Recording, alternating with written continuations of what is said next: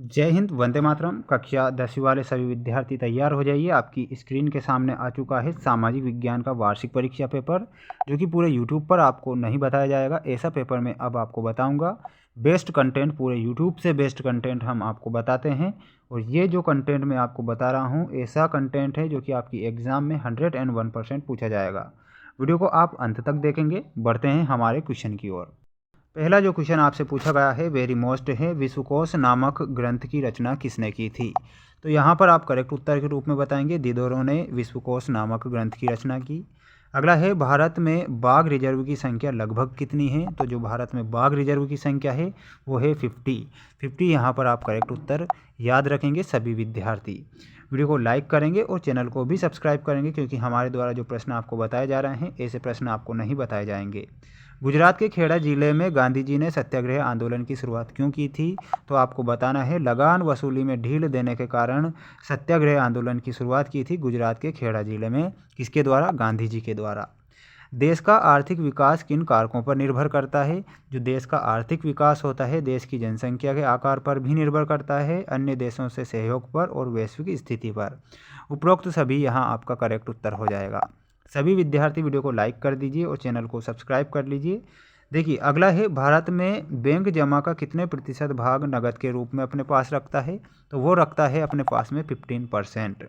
अगला है, कौन सी भारतीय कंपनी बहुराष्ट्रीय कंपनी के रूप में उभर चुकी है? तो यहाँ पर आपको Asian paint, Ranbaxy, Tata Motors, उपरोक्त सभी, यानी कि उपरोक्त सभी विल बी करेक्ट आंसर। अगला क्वेश्चन आ चुका है आपकी स्क्रीन के सामने। सभी विद्यार्थियों को इन प्रश्नों को अच्छे से याद करना है, क्योंकि ये प्रश्न आपकी एग्जाम में पूछे जाएंगे। भारत का सबसे बड़ा सौर ऊर्जा संयंत्र स्थित है? तो ये भुज के निकट माधोपुर में। तो यहाँ पर आप लिखेंगे फर्स्ट का answer Madhopur. Madhopur will be correct answer. कपास कॉटन का पहला प्रतीक थी, तो जो कपास कॉटन है वो नए युग का, तो यहाँ पर आप लिखेंगे नए युग का पहला प्रतीक थी कपास।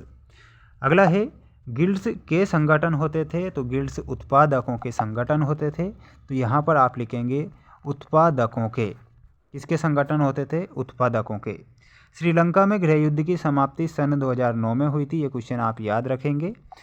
भारत में ज़्यादातर अनुबंधित मजदूर राज्यों से विदेश में जाते हैं? तो इसका आंसर आप सभी विद्यार्थियों को कमेंट बॉक्स में बताना है।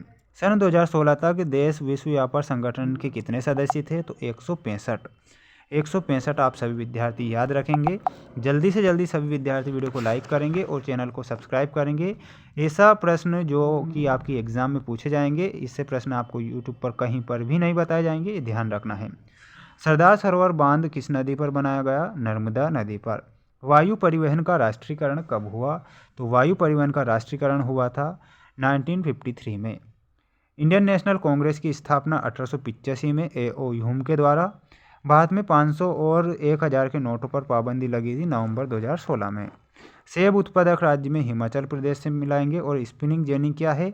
ये है ऊनी धागे बनाने वाली मशीन। सभी विद्यार्थी इसका एक स्क्रीनशॉट ले लीजिए। अब हम बढ़ते हैं हमारे नेक्स्ट क्वेश्चन की ओर। सभी विद्यार्थियों को मैं बता दूं कि आपको चैनल को सब्सक्राइब करना है, क्योंकि वेरी मोस्ट प्रश्न मैं आपको बता रहा हूं। ठीक, भिलाई इस्पात कारखाना ब्रिटेन के सहयोग से स्थापित किया गया था, तो यहाँ पर यह असत्य हो जाएगा। खान अब्दुल गफ्फार खान को सीमांत गांधी भी कहा जाता है, तो राइट है आपका। गरिमा और आज़ादी की चाह ही लोकतंत्र का आधार है, तो ये भी आपका हो जाएगा सत्य। भारतीय बाजारों में अमेरिका के खिलौनों की भरमार नहीं हुई थी, चाइना की हुई थी। मानव द्वारा विकसित किए गए संसद जैसे भवन, सड़क, गांव आदि मानव निर्मित संसाधन कहलाते हैं, तो ये आपका हो जाएगा सत्य। कलकत्ता में पहली जूट मिल लगाने वाले व्यवसायी थे हुकुमचंद, तो ये आपका सत्य होगा।